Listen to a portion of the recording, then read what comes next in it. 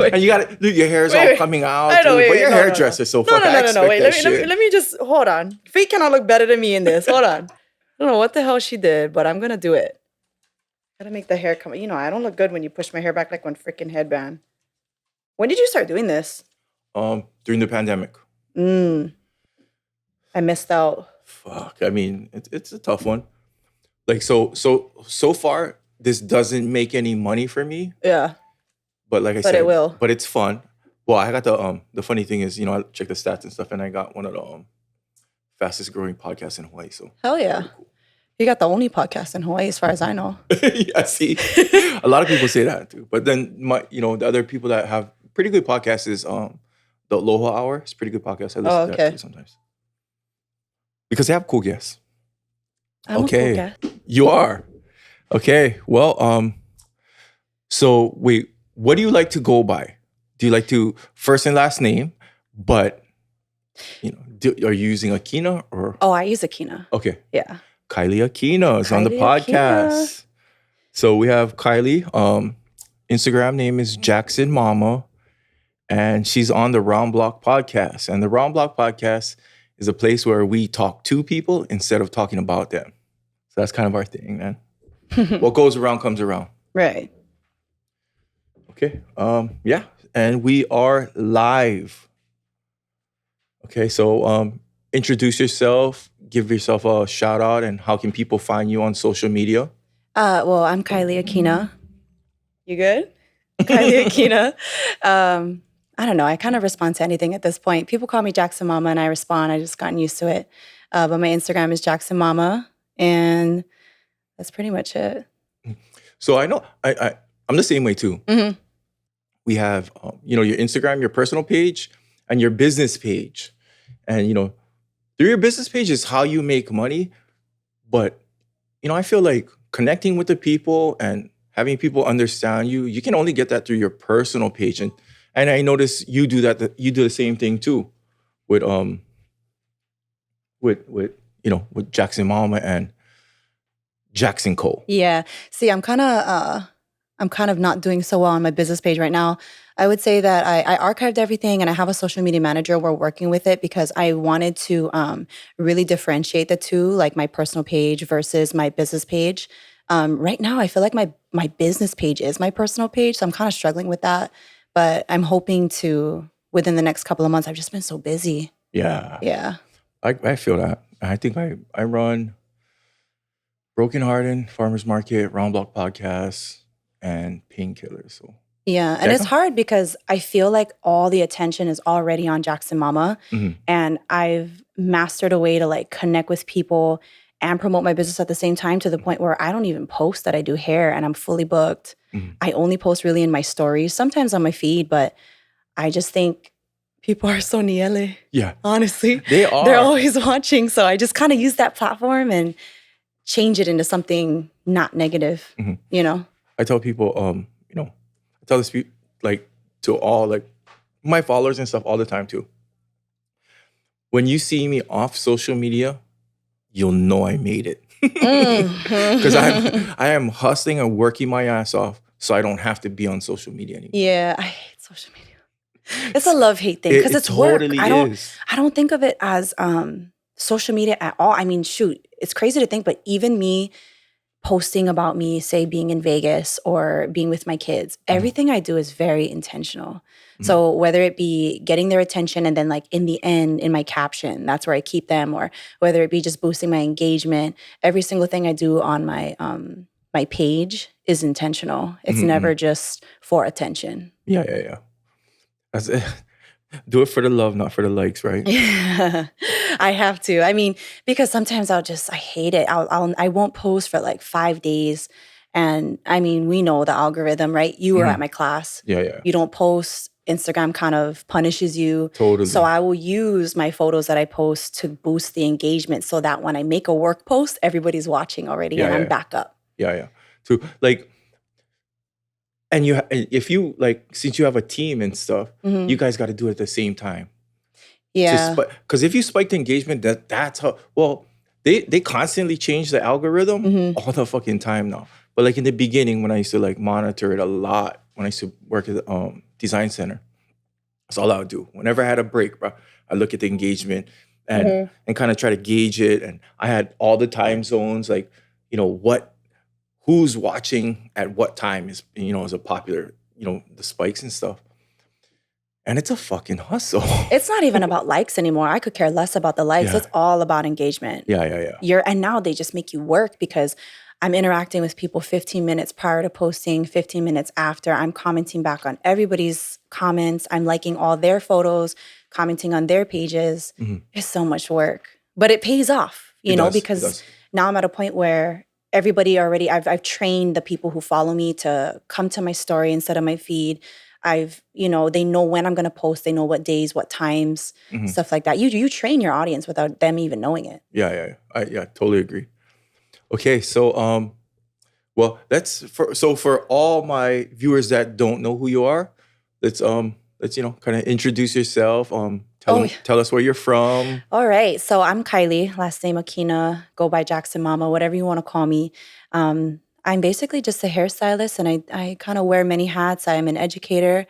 I'm a mother of 2 boys. We're from North Shore, Oahu, and I kind of just bounce around the island now. I'm all over the place. That's cool.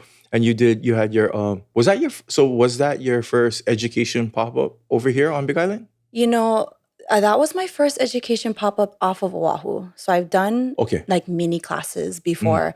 But this is all stuff that I had wanted to do prior to pandemic. And then when pandemic happened, everything just kind of went sideways. And so now I feel like everything that I'm doing today is everything that I had planned to do coming into 2020. And now it's just coming full circle. So I'm really stoked about it.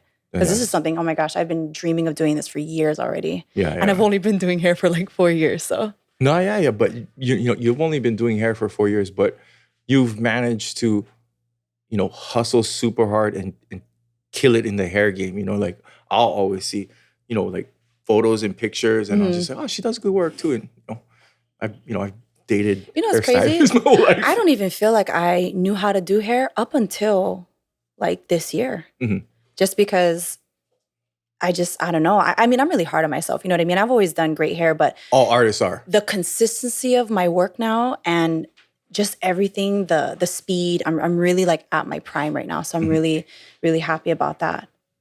But I mean, I've only been doing it for X amount of years. And but it's funny because I was doing education when I was still a student at Paul Mitchell. So I would go to school, and then, I was kind of a kiss ass and teacher's pet. I've always been, even in high school. Yeah. And after I would go to Paul Mitchell in the daytime, I'd come back and I would teach classes at night, and just like for free, Yeah. Well, not only that. So it is a fact that, you get better at something if you teach it also. Right. You know what I mean? So it's repetition. So when you're teaching people your color techniques and whatnot, you're actually, you're sharpening teaching your myself. own. Yeah, totally. Exactly. That's what I feel. That's exactly what I feel. So I'm learning even as I'm teaching classes, and things are coming back to me from school, and things are making more sense to me as I say it to my students. And then sometimes I'm just kind of winging it, and I'm going, oh yeah, no, yeah, I'm right. Yeah, totally. Yeah, so that's what I tell everybody too. I was just like, okay, so, your classes was it $500? Yeah, and I was just 600. Nah, okay, yeah, 6 for VIP. You know what I mean? Oh, okay. But then and nobody bought regular. Everybody wanted VIP. But I get it though. Like, so when people are like, oh, it's kind of steep, yeah. I was like, okay, you're thinking about a cost. Like, okay, that's a car payment, that's this and that. You have to think of it as investment.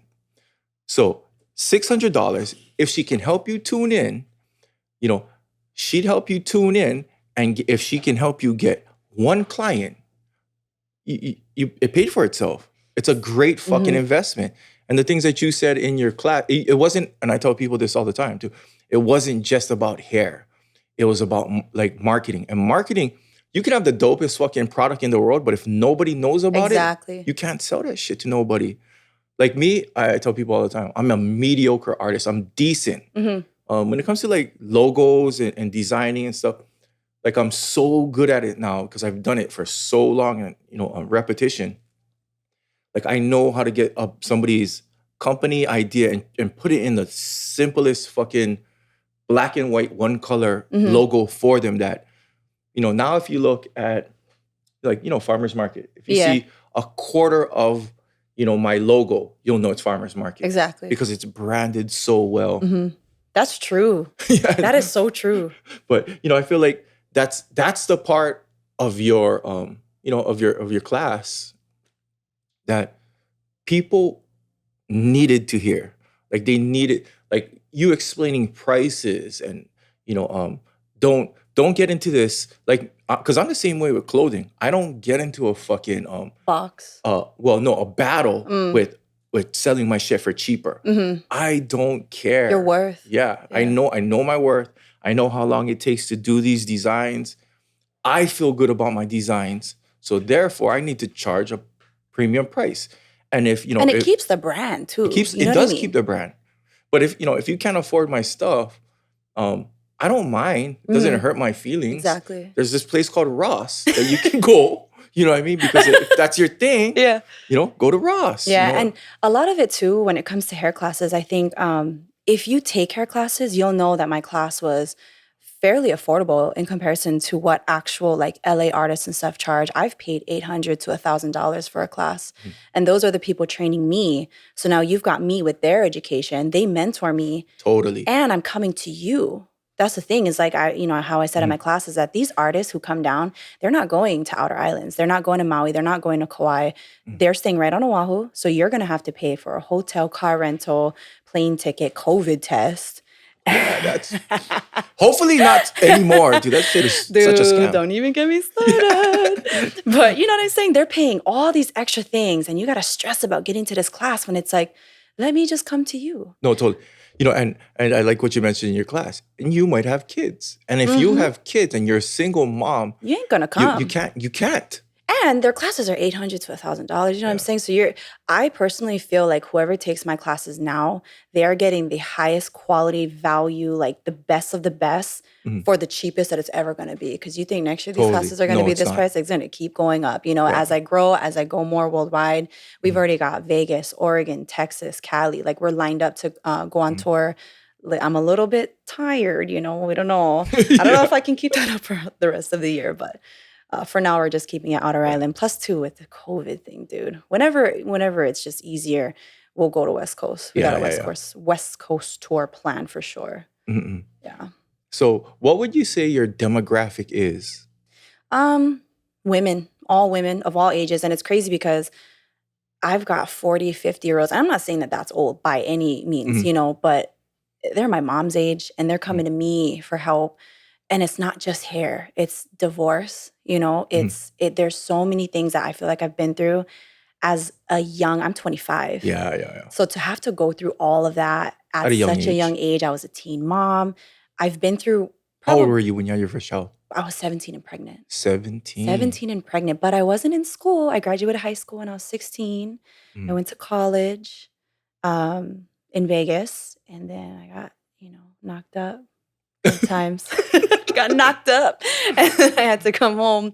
But I was pregnant at 17. I've just been through a lot where a lot of women from all ages can benefit and can ask me questions, and I would know how to help them through experience and not just through talking. Totally. Yeah. It's like that, but I Plus, that also makes me the least the least judgmental person that you could ever, because it's like, dude, I know. I know, and I'm not here because I've been there. Yeah. I'm not here to judge. Well, I think the reason why successful people are successful, they know how not to judge.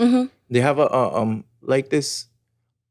side of empathy in them that says, "Oh, I've been where you're at." You know how, although I can just tell you how I got out of that situation, that I was in where you're at right now. Might not work for you, but it did work for me. And all you can do is just, give them the EK or the advice. Yeah. And hopefully it works out for them. See, and the thing is at the end of the day, when people come to me for advice or whatever it may be, at the end of the day, I always say this: it's up to you. You're going to do what makes you happy. You're going to do what you want to do. And at the end of the day, if those are lessons that you are meant to learn and that's where you're supposed to be in life, then that's up to you. That's your kuleana. And I can't make you do anything. Nobody can make you do anything. Yeah. you're going to end up doing what you want to do at the end of the day, and you're just going to have to be accountable for those actions. It's just like it's like that friend that was dating Dude, don't the douchebag. stop, because I was that friend. That was me. So that's why I know. So people come to me and they're venting. Actually, I'm the only friend, and I hate to sound like I'm condoning that type of behavior, but I'm the only friend that my girls who are in honest really about it. shitty relationships, they come to me, and I'm the only one that doesn't tell them to leave. Yeah. Because I go like this, you know what, sis? I'm going to tell you how I feel. Do I think you should be with him? No. Do I think you guys are eventually going to break up? Yeah. But guess what? That's on your time. And you're eventually going to have to go through all those motions that everybody else goes through till you get it, till you learn your lesson, no matter how many times you go back. So go. Yeah, learn, go. You're going to learn. and I'm still going to be your friend. That's a big thing. I'm still going to be your friend. Still be your friend. I'll be there I'm still for you. going to be there for you. And I think that's another thing about being a real friend. We all have those friends that just like, okay, so you should do this. And if you don't do that, they get mad. Don't ask me again. And, sometimes, people just want, a shoulder to cry on or to vent a little bit. And I always ask, I go like this, do you want me to just listen or do you want me to respond? Sometimes you got to ask, are you here crying to me because you just like somebody to listen to you, or do you want my honest opinion? Because I'll give you my honest opinion. Whether or not you take it, but I can tell you. Yeah. I get that a lot of times too. Yeah. And not a lot of people can take it too. They cannot. I think it takes a lot of self-awareness to like take criticism. Or humility. Yeah. But like that, and that's the thing about humility. Humility is it's an undervalued emotion. Like with humility, you can fix any problem you have. Absolutely. You can be like, man, I fucked up. Yeah. But that's okay. I'm honest about it. I did fuck up. And it was an awesome opportunity, or that was an awesome person. Didn't work out. We had some great times, but time to move on. Honestly, I think God has humbled me. Sometimes I feel like I'm the chosen one to be humbled. I don't know, man. Sometimes the things that I go through, it sucks. And I'm just like, oh my goodness, as if I didn't think I learned all my lessons already. Here we go again. So now I'm to the point where it's just like, I've been humbled. I've been broken. I have just been the lowest of the lowest. I just sit back and I just count my blessings now because I've been there. Were you ever suicidal? Oh yeah. Yeah. Dude, I was actually crazy. I was addicted to antidepressants. I was very, very addicted in, I don't remember what year it was. It was after I had Jackson, because I was on Paxil, Paroxetine. I was on Paxil too, dude. When I was a kid. Okay, I was on it when I was my court papers too. Like 7. Do you take your meds? Well, I couldn't at that time. I had Quest, and I couldn't afford medical and stuff. So when the bottle was getting like lower and stuff, I was like kind of freaking out and panicking, and then I started like slicing them, breaking them up. The pill breaker, the pill cutter. Yeah, dude. So I could take a portion of it just so your body wouldn't go, dude. So I was on it from the time I was 16 or 17. I had a really bad, I've just had a bunch of bad relationships growing up. I feel like I finally broke that cycle because I finally got the therapy that I needed. And I feel like I really did work. Pandemic, dude, 2020, as much as it was the worst year for everybody, was the most growth I've ever experienced. And I did real work within myself. So I was on the Paxil Paroxetine before getting pregnant with Jackson. When I got pregnant, you can't be on that kind of pills, So I had to cold turkey it. Okay. And I was going mental. After I had Jackson, I literally was hallucinating. I had postpartum psychosis. I was seeing things. It was bad. And, I'm hiding all of it. I think I even deleted my social media at one point. I was in a very abusive relationship. My boyfriend at the time had gotten into like ice. And it was just a bad, bad situation. Nobody really knows about it. I feel like that's the first time I've actually said it. Oh, I'm not going to say names because he's doing really, really well. He's gone to rehab. We're good. His family, he's a good guy. Just got into some bad things for a minute. But and nobody's perfect. At all. He's doing real good. I'm good friends with his girlfriend. They just had a baby. That's what's up. Dude. Yeah, no, he's a good guy, good family. But anyway, I had become addicted to the pills. And I had to get off of it again because we were trying to have Cohen. So I had to cold turkey again those pills. But man, the withdrawals were so bad. I just smoked weed every day till I got over it. And for like helped. a year. Oh yeah. It See, wasn't for smoking weed. Thank God we were in Vegas because it's legal and we legal, could just go to the yeah. store. Mm. But I smoked weed every single day so that my body could handle the withdrawals. Well, so not many people know this about me. Well, all my close friends know. Mhm. I've never smoked weed ever in my life. You're No, I never serious? did anything. Never did What? coke. Never smoked weed. You never? Okay, No. wait, hold on. I'm gonna have a panic attack. Dude, I never even smoked a cigarette. Not even once. What? Never in my life. I didn't even try smoke weed ever. You okay? You good? What's good? What? Yeah, but Why? you know, I mean, like, well, because I have parents that like are druggies. So I don't say druggies, but you know, they're a little chronic. No, yeah. They have addiction problems. So I would be mad at them. You know, I'm like, I'm never gonna be like you. You know what I mean? And then right there, I was just like, Wow, Oni, I didn't know that about you. no, yeah. So Oh, I'm so sorry. I'm over here thinking you as a pot. but I like edibles now. Oh, okay. So now, but I'm older, and that's one thing that I made sure in my life. Mm-hmm. That you never touched or got into. I didn't get into it. Well, obviously, everybody knows my story because I went to federal prison for selling it. Okay, you never did it. But I never did. And that's probably why I was good at selling it. You know what I mean? Yeah, Because I've never done it. You Yeah. know. But I sold mostly meth and coke and stuff. But it's just one of those things. You know, growing up, man, local boy.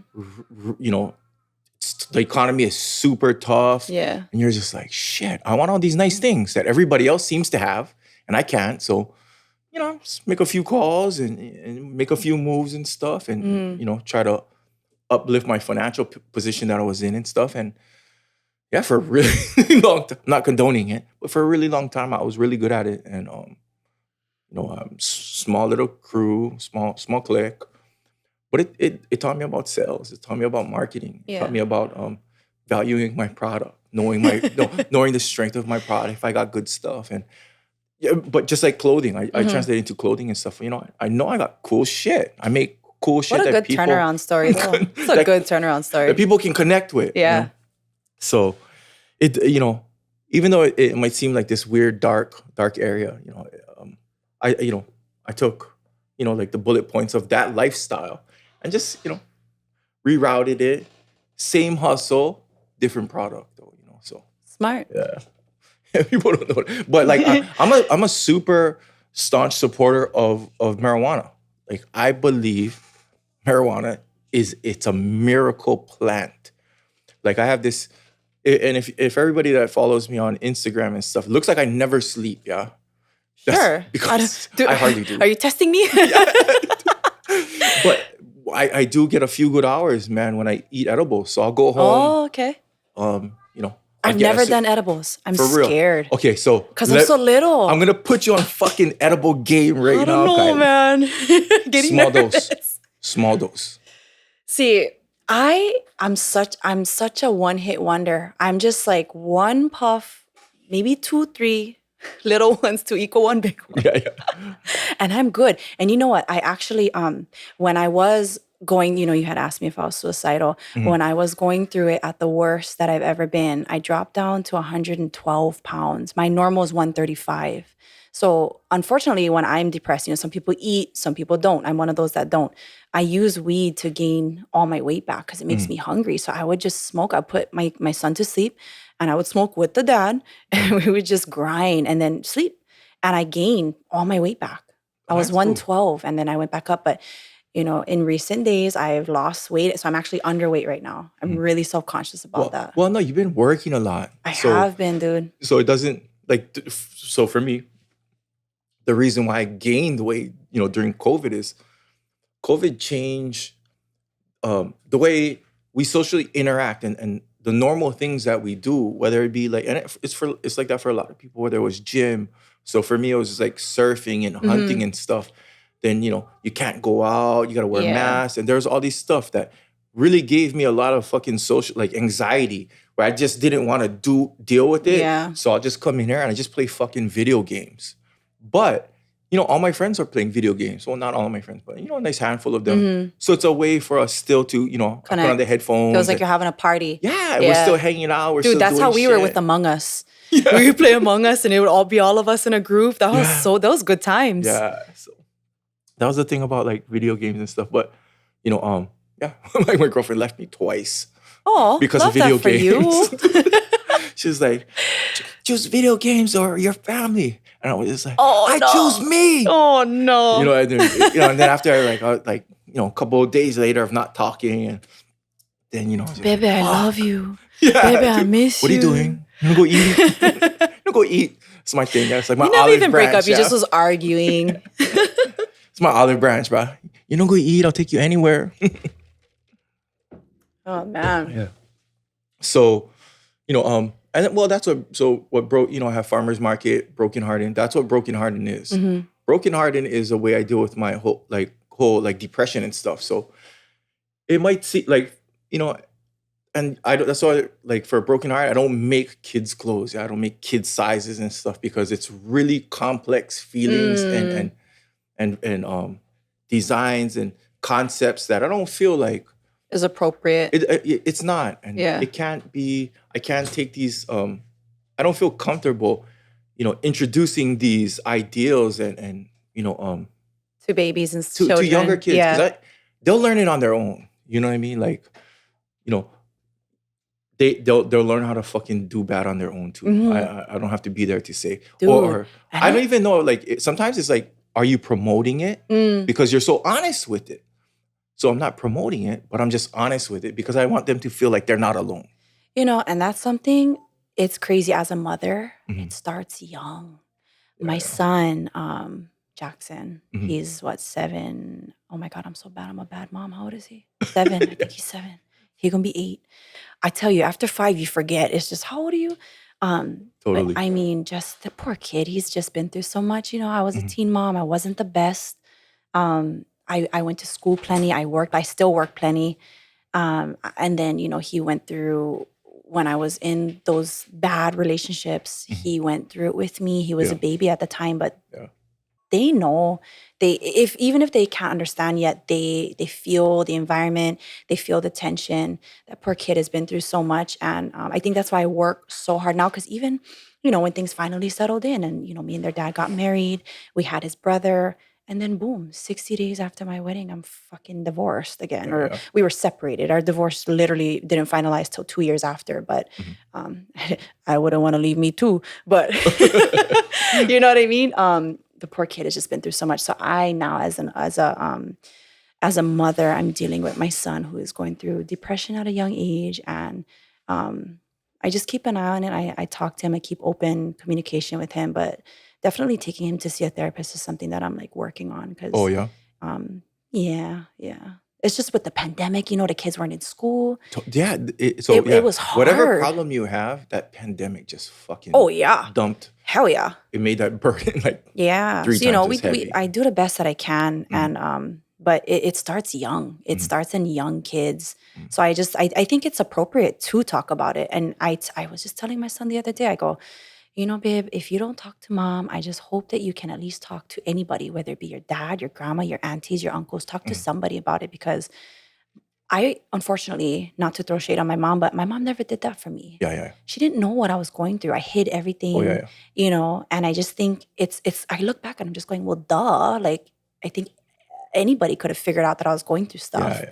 But she was just working so much and she Mhm. had her own things going on. So my mom never noticed and I suffered. Mhm. And so that's the last thing, I'm not going to be a perfect parent and their lives are not going to be perfect, but I at least hope that they know how to communicate and they know where to find resources for help. Mhm. And Or yeah. that it's a level better than what you had. Yeah. Yeah. That's Yeah. my Yeah. thing. I just strive for Right. I'm just striving to just make sure maybe it's just like that We try not to be like our parents and then we end yeah. up being just like them. Yeah, sort of. But Sorta, kinda. My dad, I don't know how many times he told me he loved me. My mom too. So me and my kids every day. I love you, Dad. I love you, baby. For my mom, it was affection. My mom is not affectionate Yeah, to yeah. this day. My parents weren't either. Yeah, but So- you know what? My mom is solid. Mhm. As much mistakes, quote unquote mistakes, as she made raising me, I wouldn't want her to do it any other way because she has made one freaking hammer. You better stop it. No, but honestly, shoot, I would not be here where I was today with the experience that I've had. Mhm, And yeah, it was shitty growing up, but I just feel like I'm just happy that I went through it mhm. because I literally use that in my career today. And it's just like, if I didn't go through this, if I didn't go through No, that, you have something. You're absolutely right about that too. Because yeah. like my brother's a mid pack grad. You know what I mean? But kind of was gonna listen to this. He'd be like, "Fucking Keone, throw me under the bus." But but I've always been a hustler. You know Yeah. what I mean? But It's a different so kind of drive. yeah, so we have the same dad, but different moms. So he was kind of like always like my kid too. You know what I mean? So his grandparents, they're kind of well off. So he graduated from mid pack and stuff. He had a car as soon as he was old enough to drive and that kind Hmm. of stuff. And whereas me is like I stole cars when I was young, and I'd steal rims for his car when he got older and stuff. He had a car and stuff, and it was just one of these weird things that he didn't have the hurdles that I had, obviously. Um, but that might have made him complacent, or somewhere where he just, I don't know, maybe some people just don't have that grind. You know that, It's that grit.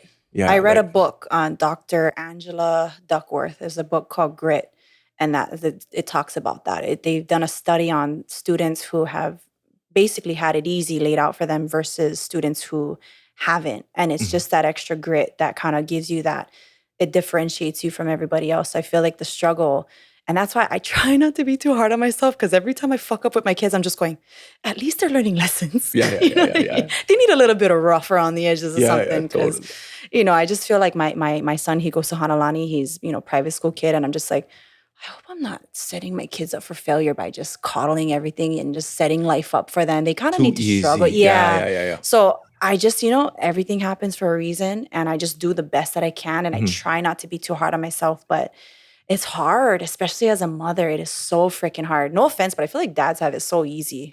So easy. Well, In a no, sense. no, yeah. I mean, you dads can have it easy Hmm. if that's the type of dad you are. My baby daddy got it easy. Well, does he come from a well-off family, or? I wouldn't say well off, but definitely not. Oh, maybe when they were like growing up, kind. But Mhm. no, they're doing well. They're So doing well. so did his parents purchase his car for You know what him, it is? or? He's just spoiled. He's Yeah, yeah. spoiled. He's so loved. I Mhm. shouldn't even use the word spoiled. He's very loved Yeah, yeah, yeah. and I'm blessed. That's what I blessed, think. very, very taken care of. But you know Yeah. what? That's kind of why, I love him to death. He's a great father. Mhm. We get along really well, but we've always had differences.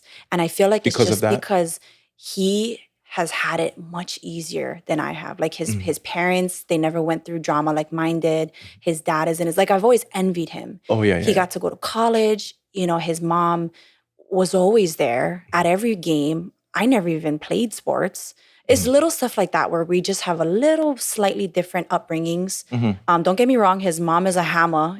She would Yep. probably beat his ass to this. She will beat his ass, but Yeah. it's just the support. Mhm. I didn't really have that. And Yeah, yeah. so our grinds are two different grinds. And he never could understand me Mhm. because it was just incapable of doing so. He's never been through what I've been through. Yeah, yeah, yeah. I tell him things that I've been through, and it was just kind of, I felt dumb Yeah. talking to him about it Oh, well, because that's like, I know what it's like to have nothing, and it right, right. sucks. It You does. you don't know because you've always had this little comfort and this cushion. So you Yeah. don't really know what it's like to have absolutely nothing. Yeah. And that's not a bad thing, It's right? not. Like shoot, You're kudos blessed. to his parents for Yeah, raising him totally. so well. The dude graduated college, he has a Mhm. degree. Mhm. Um, but we're just different. That's Mhm. all. We're just different. Gotta have that grit. Gotta have that grit. Yeah. But I've noticed that with my brothers and a lot of my close friends, and their families, and their because I always try to like break it down to. I was like, Hmm. oh shit, he did everything I wanted to do, but I'm I'm I'm in a place where I'm financially you know more well off than he is.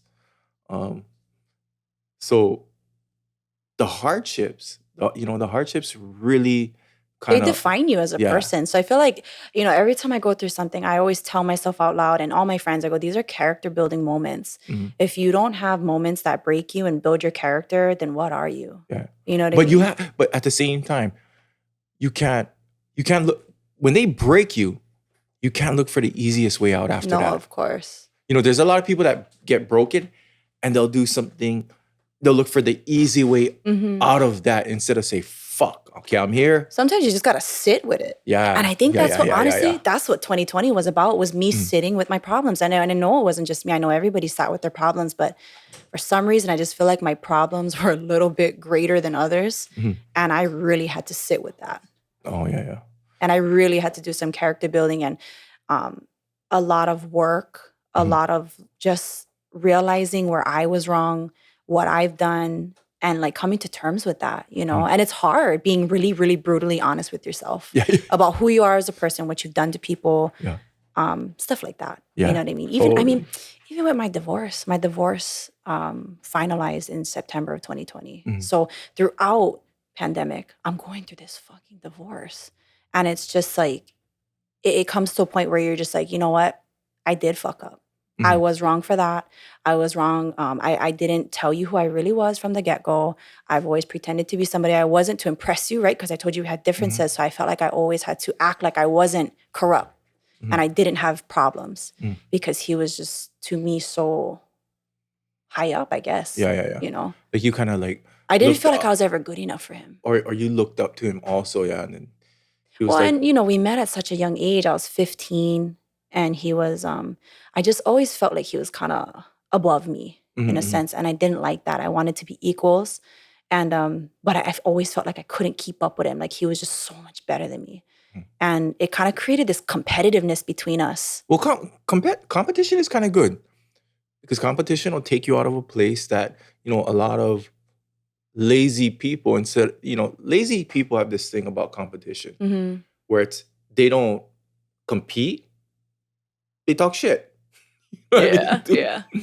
So, it's a real good thing that, and I think that's why you're at where you're at, is because you've been really honest with yourself. Hmm. You didn't go that route where just talk shit, tear people down because you feel like you're down here, so you want to tear people down to bring them to that level. Yeah. You just like, okay, I'm just do my thing, Yeah, work. it was a lot of acceptance. It was a lot of like just seeing, what I could have done better Mhm. and where he was right, where I was right. But a lot of it was just, coming. It wasn't even about what he did wrong at that Mhm. point. I wasn't even worried about him, what he did. I was just more worried about what I did and what I could have done because it's not about him. It was about me. So yeah, a lot of things that I could have done better. Maybe not freaking jumping into a relationship, right? That was something that I had to come to terms with, was like I was jumping relationship from relationship. I didn't really give myself a break. I was already talking to my boyfriend at the time, who I'm not with anymore. Overlapping. We were overlapping, Okay, yeah. exactly. So it wasn't like I was like cheating on him because nothing ever happened until we like officially were out of the house with each other. But like, you still know where you were wrong, Yeah, yeah, yeah. And it was just like coming to terms with that and being honest about it. And then crying about it. I went through a period where I was like, did I make a mistake? Should I have been with him? And then Yeah, yeah. I just think vulnerable times throughout pandemic and then no, I came to terms like, no, this is it. I made a good choice. We're better off not together. We get along well as parents. He's a great father. I'm a great mother. We just aren't a great compatible couple. Couple. Yeah, Yeah. yeah. And I came to terms with that. And now we're good. And I feel like ever since then, it's just so much easier to maneuver life together and you have to co-parent. It was really hard in the beginning. He had a lot of bitterness from him. There was some bitterness from me, but at the end of the day, I really tried to keep it cordial for the kids. Yeah, yeah. That was the main thing. I mean, that was my thing. I was just like, I'd always tell, I was just never really well, I know, it depends on the relationship. But Hmm. for the most part, majority of the relationship, I was never a jealous dude. I didn't Mm. care what you wore. I didn't care where you worked. I didn't care what you post. I just don't. It's not that I don't give a fuck, actually, but Hmm. it doesn't bother me. You know Yeah. what I mean? I feel like I'm the same way. But it's like, okay, well, you're gonna fuck up. You're gonna make bad choices and fuck up, and then I'm gonna make better choices and probably go in the opposite See, yeah, direction that's how I am. almost. It's Yeah. like if the whole you cheat on me, I'm gonna cheat on you. that's I've been there just too, though. okay. Yeah, well, when we were kids, Yeah, you know what I yeah. mean. Yeah, okay, maybe when we were young, but like Mhm. as adults, I feel like you fuck up, dude. That Yeah, sucks. You lose me. yeah. That I know, sucks yeah, for definitely. you. I know what I bring to the yeah. It You comes to know what this I mean? thing. I know what I bring to the Oh table. yeah, You know, I'm it's good if good. it I'm happens, it loyal. Yeah, happens. But mm, that's on you. totally. And that's it's not a hard. Well, it's not an easy decision. It's actually a hard decision, but it's a decision that has to go that direction almost. You know, sometimes. Mm-hmm. Okay, so we've been talking mostly about relationships. And Ew. you're this, you know, that you're this really amazing hairstylist, and I know. Okay. I want to talk about We're talking, you know what? But I do this in my class too. you It was did. hardly about hair and mostly about life. But I feel like there's a point in that, and that is that relationships are what matters. Relationships are what matters. That's really what cliche as it sounds makes the world go around, right? It's not about what you know, it's who you know. Mhm. And yeah, that's all I had to say about that. Was Well, that relationships matter. well, And life matters and connecting with people and being compassionate. And it's like it's hardly even about the work. well, even relationships, like having good working relationships, there's an ecosystem to it. Mm-hmm. And you know, it's like farming. You have to have the water for the crops to grow. So you have to have that support coming from your other half so you can be in a good state of mind where you have good energy and you're excited about going to work, and you can make more money when you're excited about going to work. But if you're in a say like a toxic relationship, and you know your relationship ecosystem is toxic, you'll have a hard time because you know you don't want to you're trying to make people feel beautiful. Everything starts at home. Yeah, and then you know you're not doing somebody's hair with that energy. You need that energy to just like you know apply to them. And Yeah. it's you know that's like I'm this dude like where I think energy is everything. And Well, don't even get me started about energy before I bring out my crystals. just put them all on the dance Yeah, at the shoot, I should have brought podcast. them. We just had on full moon. I got the Just suckers recharge 'em. charged. Totally. Yeah, but I mean, having a good relationship ecosystem will help you do better in life. And you look at, and you know, I'm just like, look at all the rappers and stuff. They're still with their wives that Yeah. they were with before they blew up. Yeah. Yeah. Yeah. But you know, but then again, too, it was they went on Rocky. tour and they're just doing their thing, and fuck, it's almost like it's kind of part of that journey almost. You know what I mean? So. I mean, you'll end up with the prize if you just stick it out, so, Yeah. sort of, yeah. Yeah. And I feel like I am the prize. So. This girl. You gotta know your worth, though. I like that. Yeah. I just acting out. So, for your hair business, Mhm. you know, like, so I know this about like, you know, girls tend to make money when they need to pay bills, right? Sure. So was that you before the pandemic? Before pandemic, I would say I made money to spend money. I didn't really I've always felt like I was so young and it's like, fuck it. Let's just, we're Live it gonna up. live it up, right? I've Yeah. got YOLO tattooed in my lip. I Yeah, like to live a little. But it was really hard, dude. I mean, don't get me wrong, I make a lot of money, but anybody who makes a lot of money who gets that income cut completely overnight, Mhm. there's only so much that you can do and there's only so long it can last. So there was a point in 2020 where I was literally down to like $200 in my account. And when you got 2 kids to feed, that shit is scary. $200 might seem like a lot to the next person, right? Somebody on the street or something, but you have $200 in your account and 2 kids to feed, and you don't know where that money's coming from because you can't work. You physically, legally can't work. yeah. Shit is tough. I got desperate, and that's how I started to sell the products out of the back of my Caviar. trunk. Yeah, Mhm. I used whatever money I had because it's expensive to front the money, Totally. and I used whatever money I had to do that, and I just sold it all. I think I started off with 10 duos and then I jumped up to 20, 25. For a long time, it was just 25 duos and it was selling out like crazy. And now, I mean, we sell out like 300, 400 at one drop. Yeah. Well, I like that too. You know what I mean? Like you worked your way to that position. Yeah. But also, you do hair, and I noticed this at your stuff. You believe in the product too, I and do. that's fucking like Everything on my website I use personally. So I actually that's what it's I about. switch back and forth between Caviar and my new favorite one, which is the Redken ABC. It's the Mhm, acidic bond repair. Oh, mhm. excuse me, acidic bond concentrate. Look, I'm so used to Caviar. Yeah. It's called ABC. We call it that for short. But that is a killer one. It's even better than Olaplex in my opinion. But I do still sell Olaplex on my website because a lot of girls are Olaplex loyal. Yeah, yeah, yeah. So I just have it, but it's not one of my like top selling products. I like to be unique and sell things that um, people can't really find everywhere. So ABC is a new one. They just came out with it.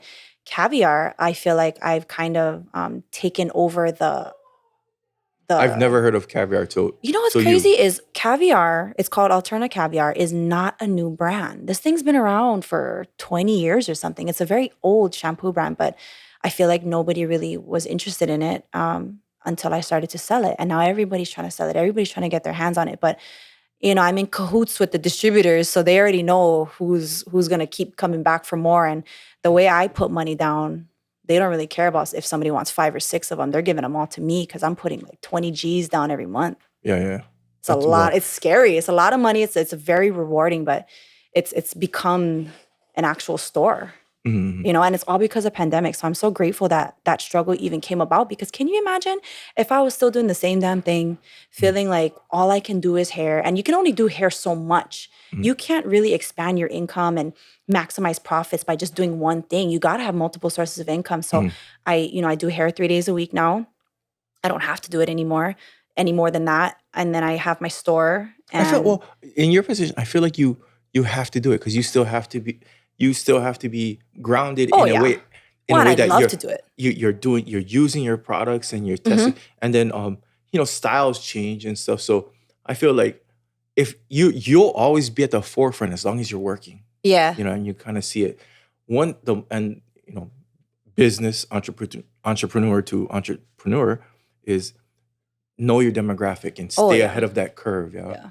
And And always. circling back to Instagram, that's why I feel like everything I do on Instagram when I do post is very intentional because I know I talked about this in my class, but knowing your demographic and knowing your market so that um you're not posting things that are attracting the wrong crowd, such as, girls these days. I don't mean to throw anybody under the bus.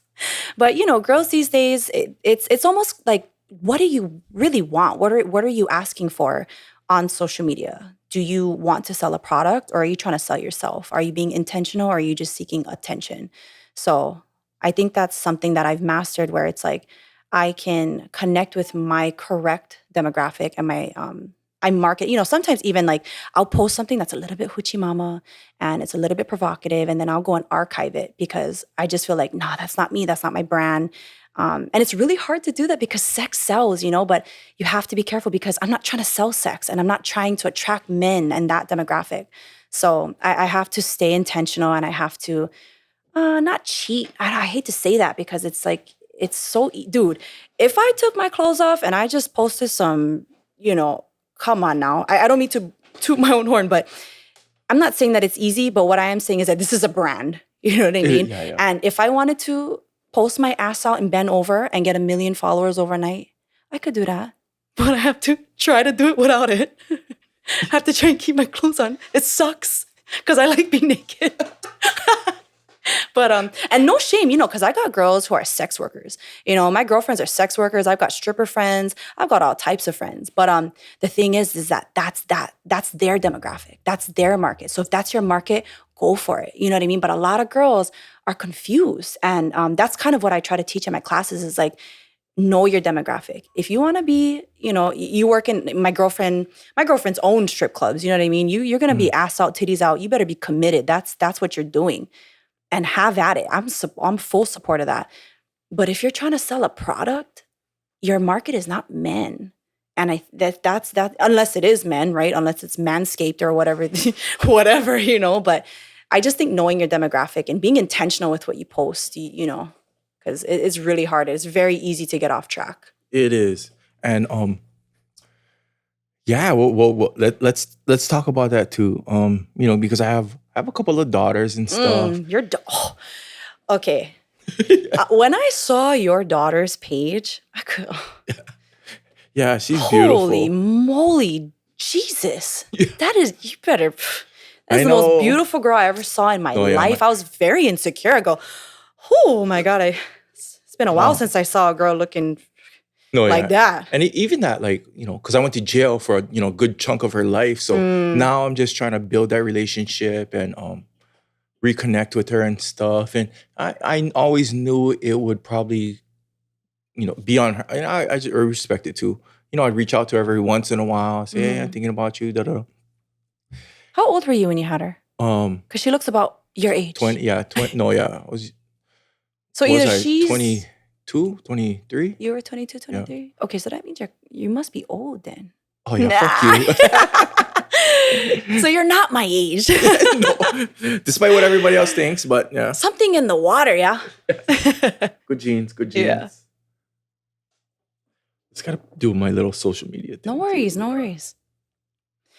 But No, but yeah. yeah, I just think that's something that I try to explain to hairstylists because in my class, like I talked about it.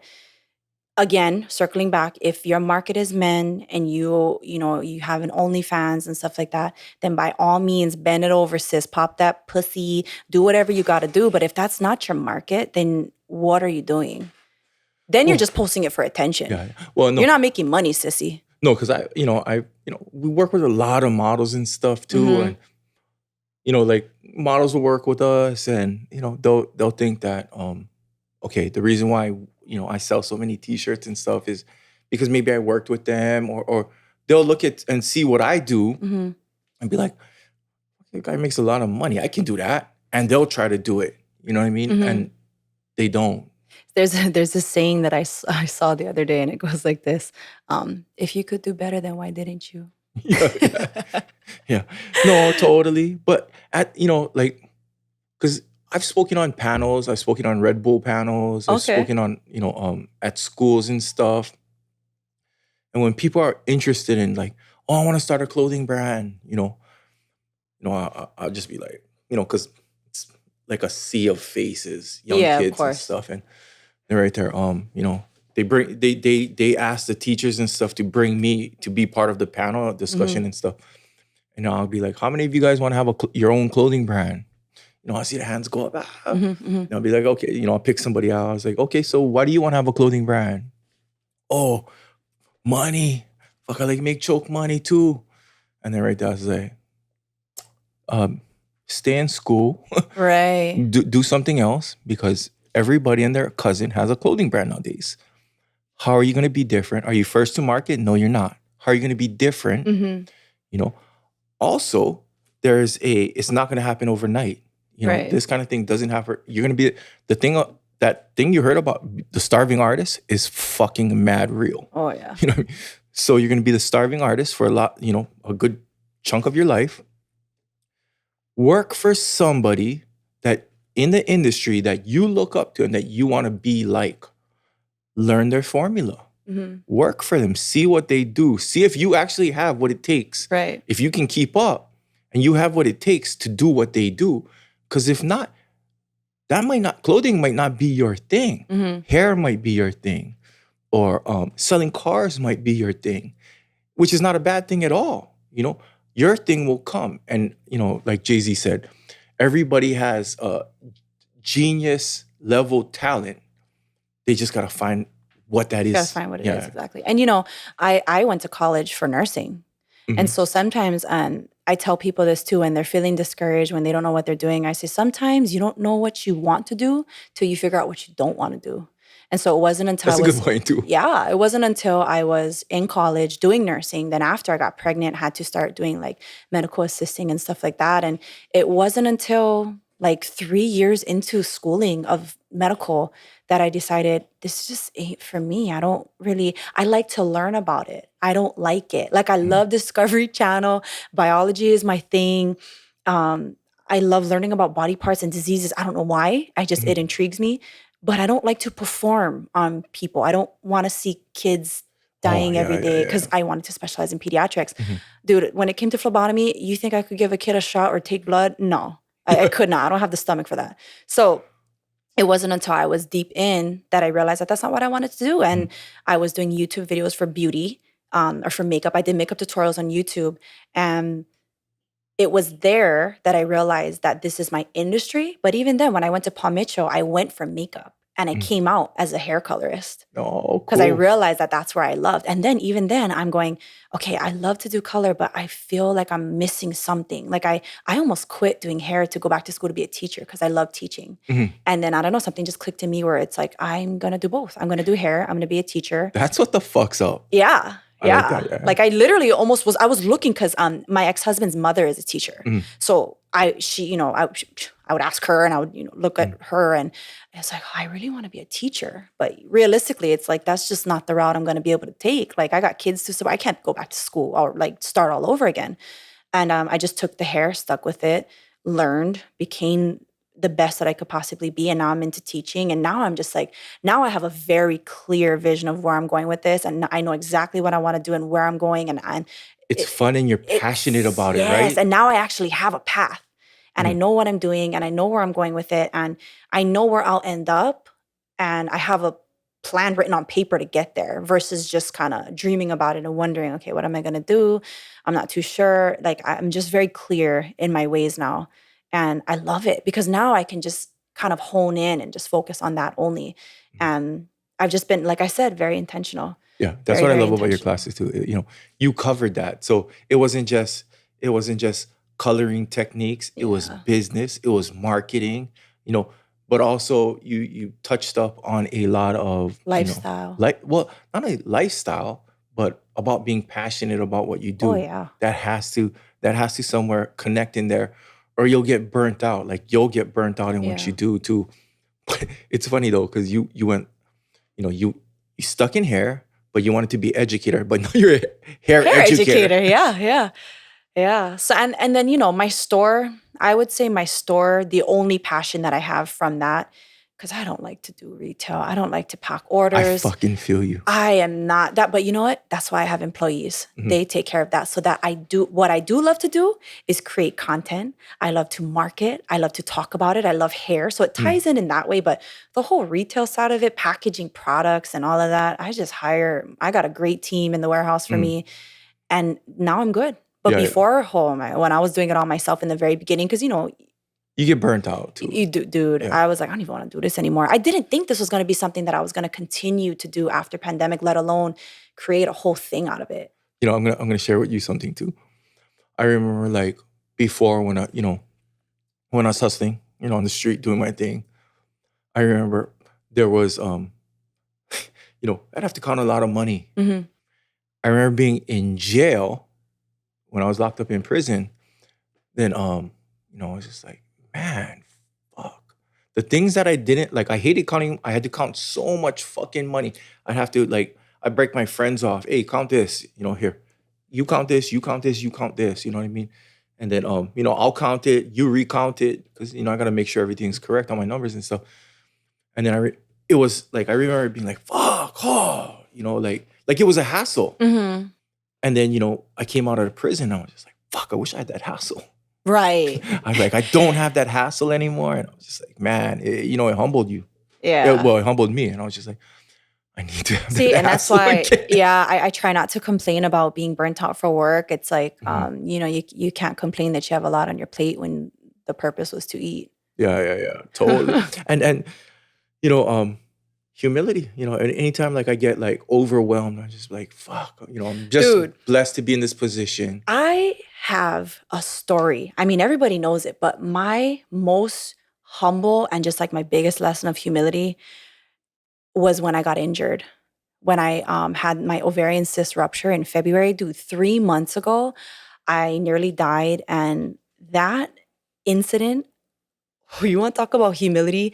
I couldn't even stand up to use the restroom. Mhm, Dude, I had a catheter mhm. in me. I couldn't even bathe. I couldn't brush my teeth. I couldn't do anything. It was just absolute complete torture as Yeah. best as I could put it. I wouldn't wish that upon anybody. Um, Especially in the industry you're in, it's beauty. So now you don't right. feel beautiful because Dude, it's very taxing on you mentally, not only like physically and mentally now. that was a really, really, really rough time. And at the same time was when I had officially left, this is something that nobody's ever heard of, but my boyfriend that I had previously, the one that I was with after my ex-husband, that same exact time we broke up. I mean, we were already off since like 2019. Like we only stayed together because 2020 pandemic, I had nowhere to go. And Mm. that's a whole another story about relationships that I could get into. But Is that the one you went to Europe with, or yeah, oh, good looking dude. dude, handsome guy. Yeah, he cool. He cool. Yeah. But dude, we went through so much. So in 2019, I was done. When we Mhm. came, honestly, the only reason why we went to Europe was because the trip was already paid for. I paid for everything. Wait, let me answer this. Did you feel it was gonna fix something also that maybe? Oh no, I just was like, my mom is gonna fucking kill me because we just lost all this money.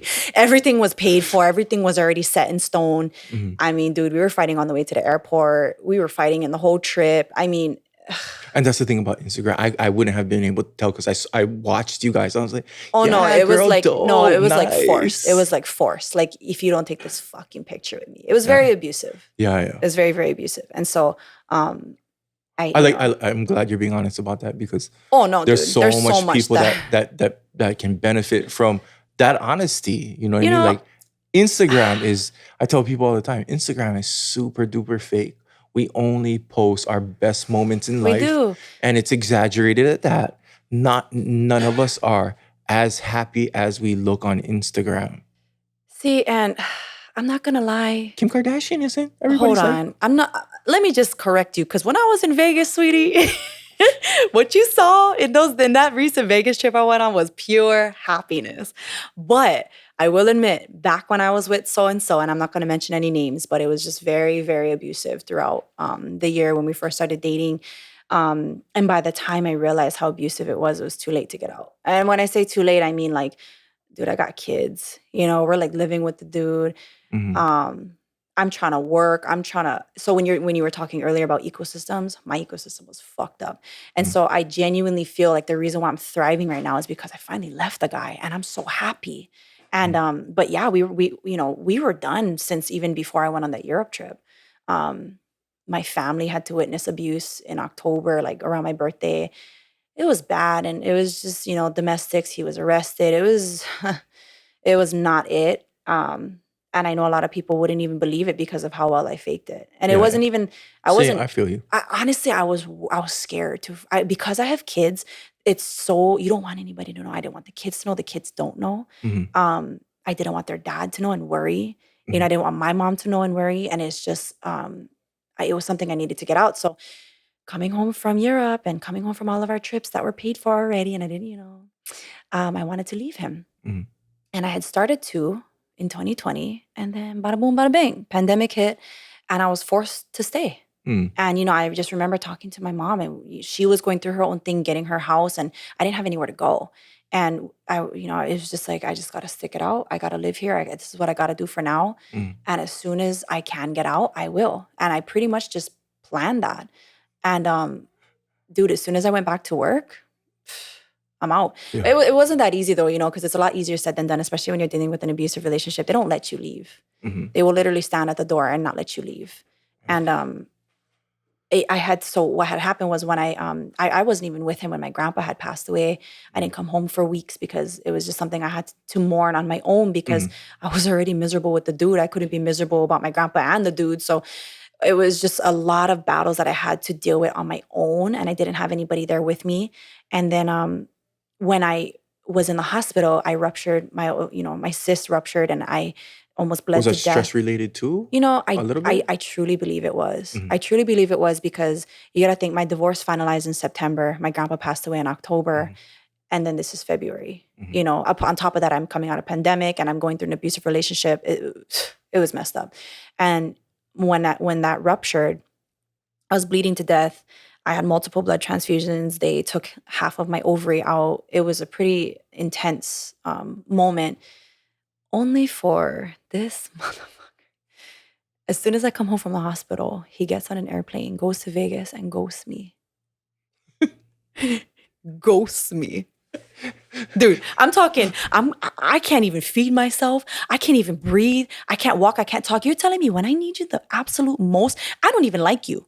but I need you right now as a human being. Yeah. And you get on a plane and you go to Vegas and you ghost me Mhm. completely. Not even, how are you doing? Are you okay? Yeah, like you're right. As Dude, a human, ah, as somebody that that was it we've for been through me. some shit together. Like I'm the same way too. Like we've been through some shit together. I'm gonna still be there for you. Yeah. Dude, And if you were dying, no matter who you are, yeah, I'm gonna be there for you. I'm not gonna get my ass on a yeah, plane and go to Vegas. Like, yeah. come on now. And it was for a wedding that he wasn't even in. It was a bachelor party. And he was the only one there that wasn't in the wedding. He didn't even go to the wedding because it was an intimate wedding because COVID. Brother man wasn't even invited. But You're he so went to the bachelor dumb. party. But you know what? To each their own. That's what you like do.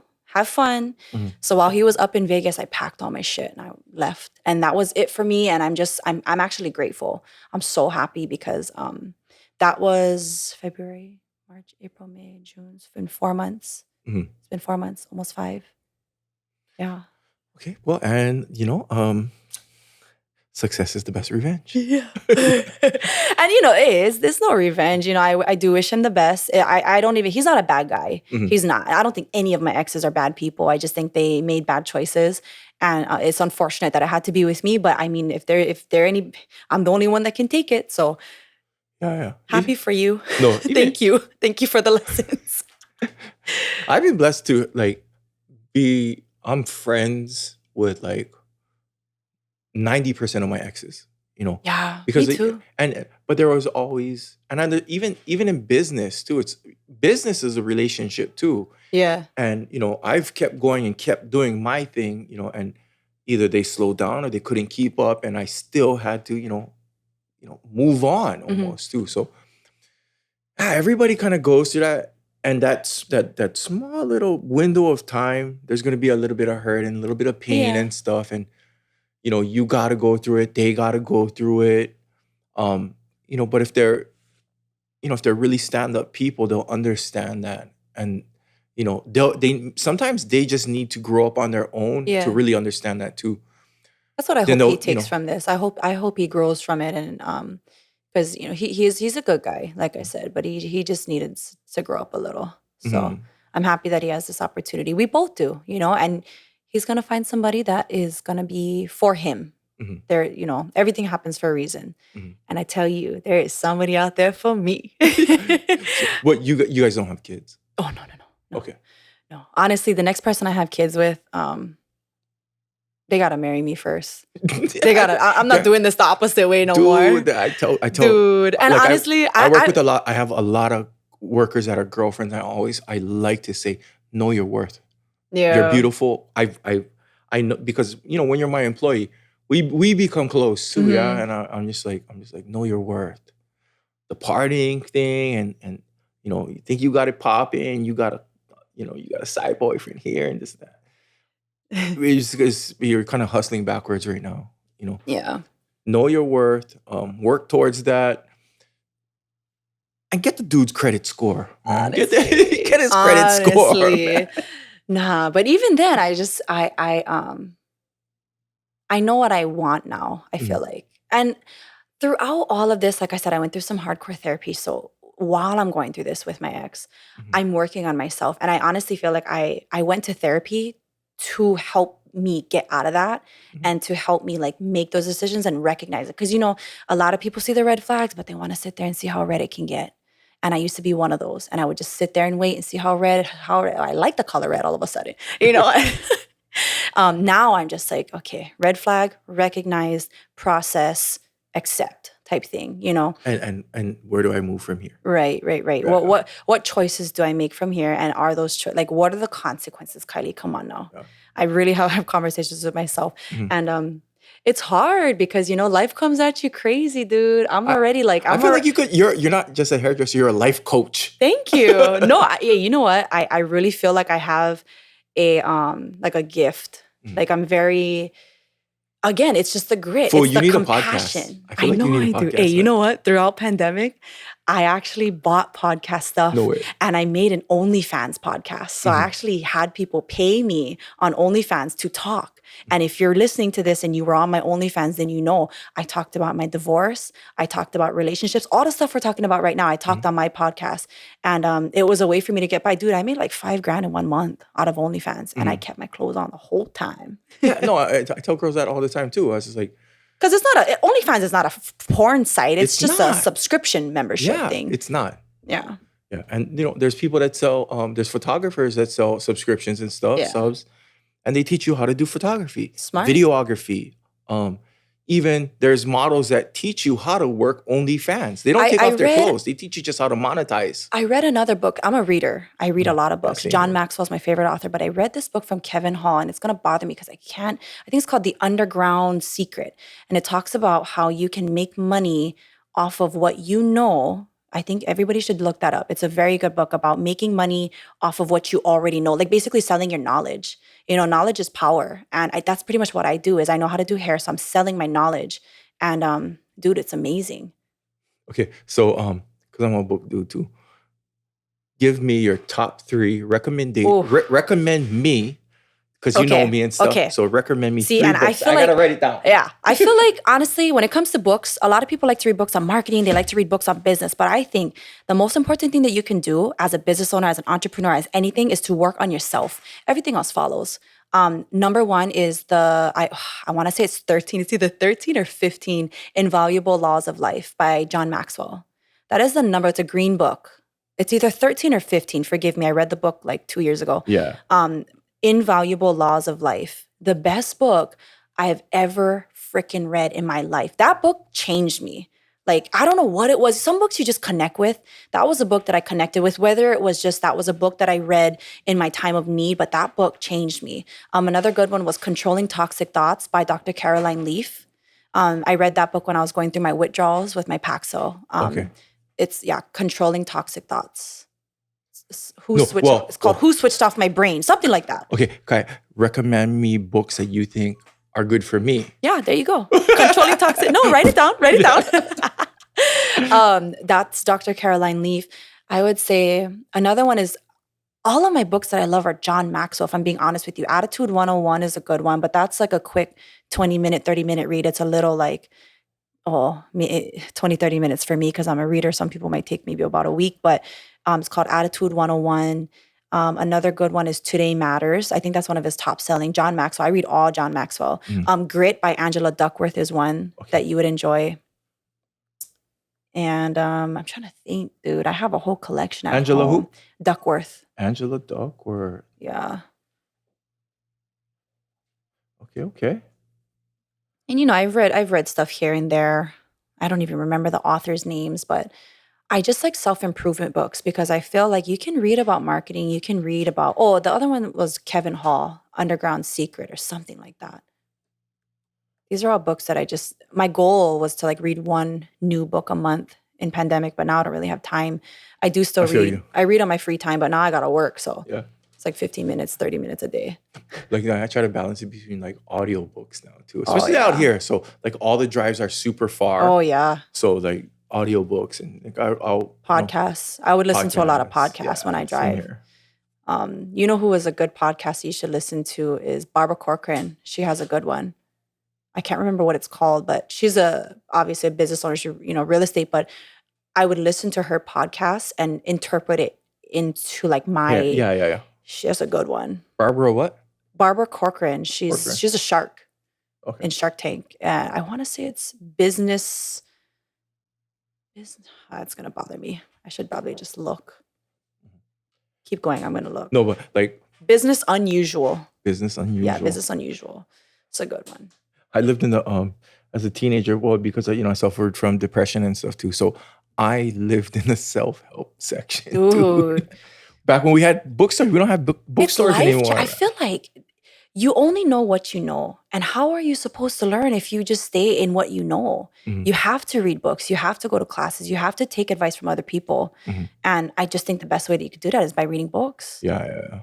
It's just, they're right there to just like, I don't know, dude. It's life-changing. It is, dude. Yeah. I feel bad for people who don't like to read. Dude, get on that audiobook life. Yeah. Audible, dude. Get on Audible. Okay. Well, shit. We went over an hour. No worries. I mean, shoot, we could follow out all day. Totally. But you're such a good conversationalist and stuff, and easy to talk to, and you have a lot of good knowledge to share with a lot of people and stuff. So, you should really think about getting your own podcast too. No, you know what? Just invite me back. Yeah. Maybe when I'm bored. You know what I mean? Right Yeah. now, I'm like, okay, I got work. I'm in Hilo. I'm in Kona. I'm coming back to Kona. I'm going to Oahu. I have all these classes, and then I'll come back. We can do a part 2. We could do a part 2 and talk about business because I think today we just talked about ourselves. Totally. It was good, but that's our past is what makes us good business people too. Yeah. Though. So it's very relevant. I don't think it was super off topic. Like we touched up about like having similar backgrounds and stuff, and that's why we're at where we're at. Yeah. And you kind of need to go through those things and stuff. Yeah. Maybe when I get my house, I'll have a separate room for podcasts, and then I'll just have you come over and just, okay, do it. What do I do? What do I need? Because this setup is much more than what I had. I have this little boom arm. I had a little Yeti. No, okay, so I had that too. Let me share with you the thing about like even me getting into podcasts and stuff too. I had the Rode Podcaster mic, the USB one. I kept on making excuses. Like I said, oh, I need another mic. Yeah. So then I had 2 because I was gonna start off as just me. I don't know who's gonna talk to me, whatever. So I was just gonna do it by myself. But because I was so insecure and I was kind of scared to do it. So I was like, oh no, I gotta get another one. So I got another mic, and then You keep getting ready to get ready. Yeah, no, totally. And I was like, I need another one. That's a thing. That's something that John Maxwell talks about in his books is like, stop getting ready to get ready. Yeah. You know what I mean? Just like the gym. The hardest thing about going to the gym is putting on the clothes. Yeah, exactly. So, but even that I cannot tell you how many times I bought protein and I got the protein. I got my new shoes. I got my Ravewood sets. I'm ready to go. Brad, I don't even have a membership. Same here. Dude, hey, but I used to be a little, gym rat, but 24-Hour Fitness made me really upset because they were charging us during pandemic. So I was petty and I canceled it. And now I'm too lazy. I keep making excuses. I'm going, oh, my insurance pays for it now. So I'm going to call HMSA and I got to put them on my... I have yet to call HMSA. And then I go like this. Okay, after I heal from my injury, 6 weeks post-surgery, I'm going to be good. April comes around. I still never go. Yeah. Well, I mean, in your defense, man, you came off a heavy injury that probably takes a little bit of time. No, but now I'm going, it's hot girl summer and I'm not hot. We went to Vegas and I'm looking at all the freaking bottle service girls and their asses. I'm just like, oh boy. Dude, you can't. A lot of them don't have kids. A lot of them, that is their life. And, more power to them. You're on a different path. So it's okay to be on the path you're on, and that's the path they're on. And all I gotta do, all I'm missing, I tell you what, all I'm missing is the body, the ass. It looks good in photos, but you know what? Yeah. No. Just if you see me in real life, okay, just know I warned you. Don't talk about no catfish, yeah? Influencers in the wild type shit. I already told you so. No way. No, you're a beautiful human, definitely. And you're smart. So, you've got a lot going for you more than just looks. So you should always feel secure in that. Yeah. If anything, at least I'm nice, right? You got a good credit score. Yeah, there you go. You're nice and you got a good credit score. Yeah, there you go. Okay, well, shoot. We'll just wrap it up. We'll wrap it up and we'll wait for part 2 when I come back. We'll Definitely, talk about business. Dude. No, totally. Because Jackson Mama's back. We're ready to do the actual thing we're supposed to do. There's so many things. You got to come back up for our July, you said, yeah. July 4th. 4th of July weekend. So it's first Friday. So actually July 2nd. We're opening up another art gallery right down the road with my boy Luck and stuff. You know what? I'm down because by July 2nd, I don't mean to talk about it, but I'll be fully vaccinated. It's 2 weeks after the second shot, yeah. I only did that so I could travel inter-island easier. But I'll be fully... hope they get that shit off. Dude, trust me. Yeah. COVID is... But... I can just hop on a plane at that point. Because right now, the only reason what's limiting me is because I got to pay $200 for a rapid test. Yeah. But come July 2nd, I'll just hop on a plane and hop over for the day. Mm-hmm. I'm down. Okay. Well, thank you, Kylee. Thank you for coming to the Round Block podcast.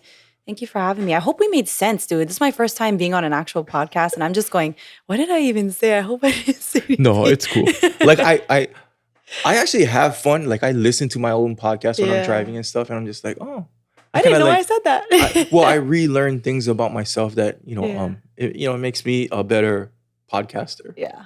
And I think what a lot of people don't know about me even is just how open and vulnerable and blunt and just like, Honest. yeah, like very straightforward. I try not to, I don't really sugarcoat much. So sometimes it can come off Mhm. just, I don't know, either cocky or blunt, but it's like, you know what I mean? Well, okay. Well, um, give tell people how they can find you, and just give your shout outs too. Yeah.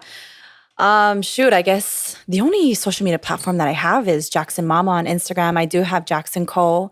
And it's funny because it's Jackson and Co. That's how it looks, but it's pronounced Jackson Co. So a lot of people get confused. But JXNMAMA is my main Instagram, and then we have JXNANDCO, which is my business page, Jackson Co. That it's gonna come when you go on the page and you see nothing. Just know that it won't be like that for long.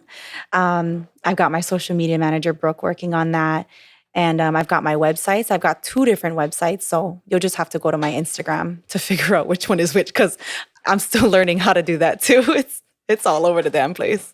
I'm so new to this. Like I just started doing all of this a couple of months ago, and it kind of hit the ground running, and it's building faster than I could keep up with. So I'm over here It's a good just thing. making it work. Totally. Okay. Thank you, Kylie. Wrong Block Podcast, where we talk to people, not about them. Okay. Thank you, guys.